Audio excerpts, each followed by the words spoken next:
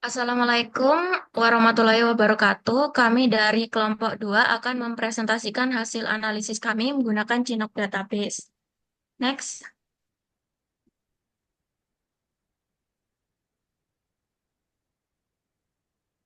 Untuk memulai, saya akan jelaskan sedikit mengenai latar belakang data yang kami gunakan.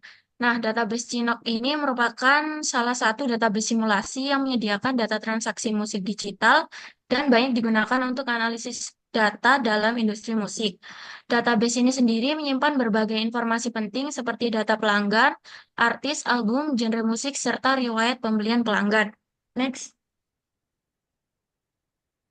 Selanjutnya, setelah melakukan analisis, kami menemukan beberapa variabel yang dapat kami olah sehingga menghasilkan komponen-komponen yang dapat ditampilkan dalam dashboard sales performance, di mana dashboard ini berisi total pendapatan, pendapatan per bulan, dan pendapatan per negara, serta top dan total track yang terjual. Selain itu, dashboard juga menampilkan top genre, artis, dan media type berdasarkan penjualan tertinggi, top customer berdasarkan pendapatan, dan top employee berdasarkan revenue yang dihasilkan. Next. Eh, agak mundur sedikit,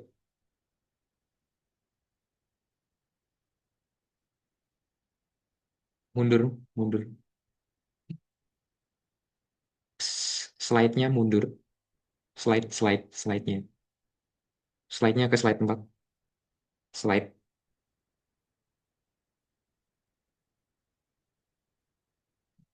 Nah, oke. Oke, di sini pertama untuk proses pengolahan datanya, di sini yang pertama ada staging, di mana di staging ini ada dua tugas yang di mana di sini kita akan membuat tabel log yang isinya tabel apa aja yang masuk, kapan durasi staging, kapan dimulai, kapan selesai, untuk tahu kalau semua tabelnya udah masuk atau ada yang belum. Selanjutnya untuk yang kedua di sini kita bikin struktur tabel Cinok itu sendiri yang bakal jadi wadah dari data OLTP Cinok. Next, next. Oh, mundur.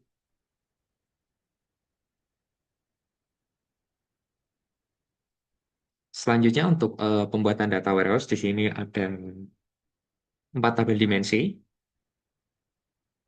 Yang pertama eh, dimensi track, yang dimana di sini menggabungkan beberapa tabel yang isinya sedikit seperti tabel album, tabel artis, tabel genre, dan tabel media type. Jadi di sini itu mengambil album name sama dan artis ID dari album ID, mengambil artis name dari artis ID, mengambil genre name dari genre ID, mengambil media name dari media ID, dan membuat uh, secret key tracknya.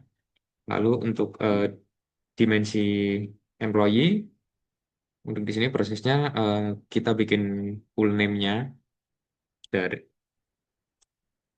Concat, kemudian melookup report ID ke employee name dan juga membuat SK employee. Kemudian untuk dim date, di sini data yang diinput bukan dari database, melainkan di generate sendiri. Start generate tanggal dimulai dari Januari 2021 mengikuti data Cinok. Lalu membuat SK date-nya. Lalu untuk di tim customer sendiri ada prosesnya, ada menggabungkan full name untuk customer, kemudian mengambil support customer support name dari employee ID, rename kolom, kemudian membuat SK customer. Next.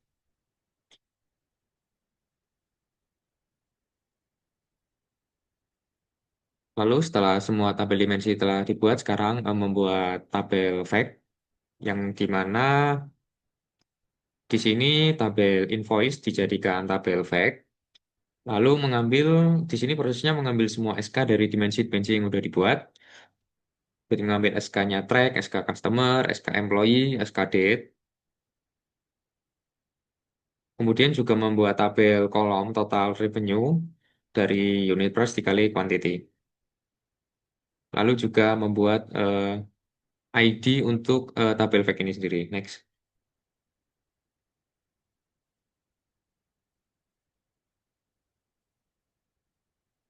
Yang terakhir, pembuatan data mart. Di sini sebenarnya di sini prosesnya menambahkan deskripsi-deskripsi dari tim yang sudah dibuat tadi ke dalam fact table.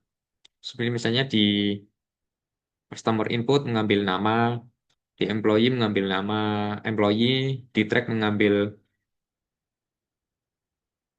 album name, artist name, genre name, media name, kemudian juga mengambil data tanggal dari dimensi date. Selanjutnya di rename kolom dan disimpan.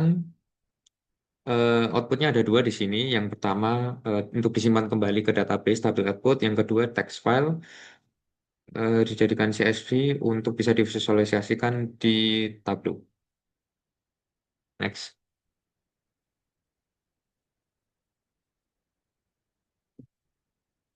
bisa langsung apa switch ke Tableau.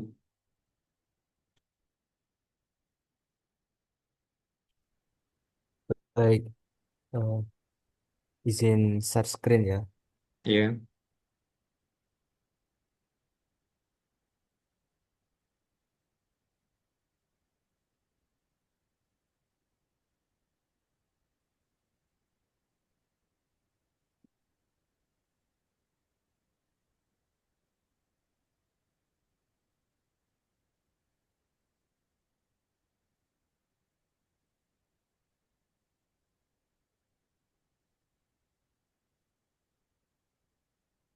Baik, di sini adalah tampilan dari dashboard Gin Ginox. Yang pertama ada total track yang terjual, kemudian yang kedua ada total revenue. Bisa dilihat di sini bahwasanya total track yang terjual yaitu sekitar 2.240 track yang terjual dengan total revenue sekitar $2.329. Kemudian untuk country atau wilayah yang paling sering di yang memiliki pembelian paling tertinggi itu ada di USA sekitar $523 dari revenue-nya. Kemudian yang posisi kedua ada Kanada sekitar $304. Kemudian yang ketiga ada Brazil sekitar $190,1. Kemudian untuk revenue bulanan ini cenderung stabil, tidak ada tidak tidak terlalu fluktuatif. Itu rata-rata ada di harga bulanan sekitar 36 $37,62. Kemudian untuk harga yang paling tinggi itu sekitar $52,62. Kemudian yang paling rendah itu sekitar $23,76.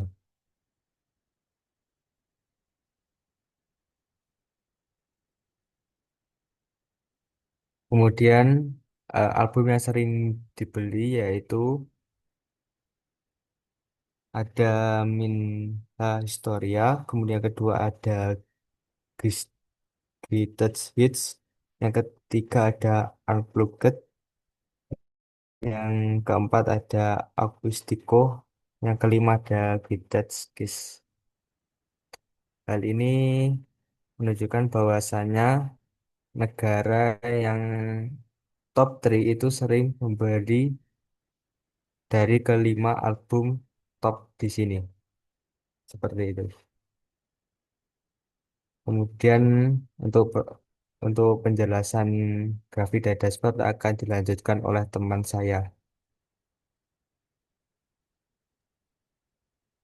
Baik, untuk selanjutnya saya akan menjelaskan terkait dashboard top 5 genre.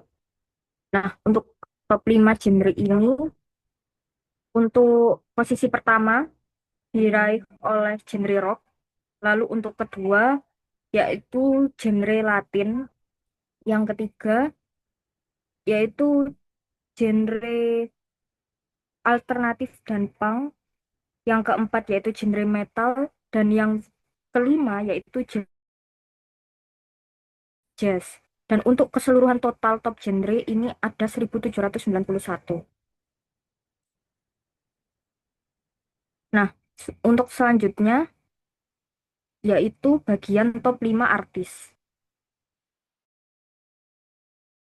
Pada bagian top 5 artis, posisi tertinggi diraih oleh Iron Maiden, lalu posisi keempat diraih oleh U2 dengan total 105,93 pendengar, lalu di top 3 ada Metallica dengan total 90,09, lalu pada posisi keempat ada Led Zeppelin dengan total 86,13, lalu di top Lost dengan total 81,59. Lalu di sini saya akan menjelaskan terkait top media by revenue. Nah, untuk di sini bisa kita lihat bahwa top media diraih oleh Kotek AAC Audiophile dan MPEG Audiophile dengan total 1791. Lalu selanjutnya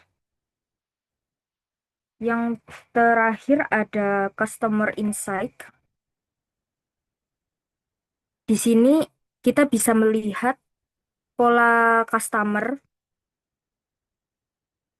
dalam membeli album, dan di sini penjualan terbanyak yang membeli yaitu Helena Holly dengan pembelian 49.620. Lalu yang kedua yaitu ada Richard Cunningham dengan total pembelian 47.620. Lalu untuk yang ketiga ada Louis Rogers dengan total 46.620. Dan selanjutnya ada Ladislav Kovacs dengan total 45.620. Dan yang terakhir ada Hugh O'Reilly dengan total yang sama seperti Ladislav Kovacs. Next.